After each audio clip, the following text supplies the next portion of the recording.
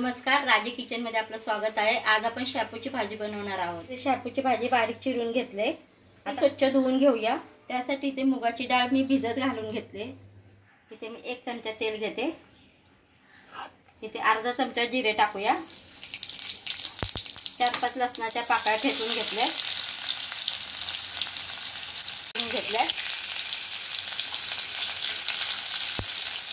चांगला लाल झाला की त्यामध्ये कांदा टाकूया। इथे मी 1 मोठा कांदा बारीक चिरून घेतलाय। आता कांदा चांगला परतून घेऊया। कांदा चांगला भाजलाय, आता आपण त्यात भाजी टाकूया,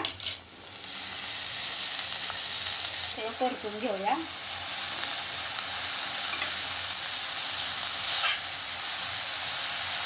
त्यामध्ये मूग डाळ आपण भिजत घातली होती ते टाकूया। आता भाजी चांगली परतून घेऊया।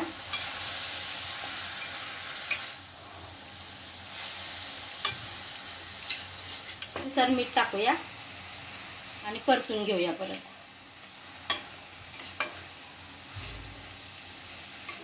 गॅस बारीकच ठेवायचा, झाकण ठेवून शिजून द्यायची भाजी। 2 मिनिटं झालेत, आता आपण परत परतून घेऊया। ही भाजी वाफेवरच चांगली शिजते।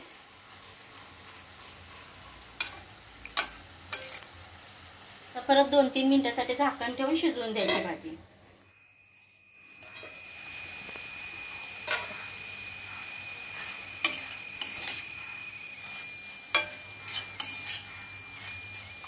आपली भाजी शिजून तयार आहे। शेपूची भाजी बनवून तयार आहे।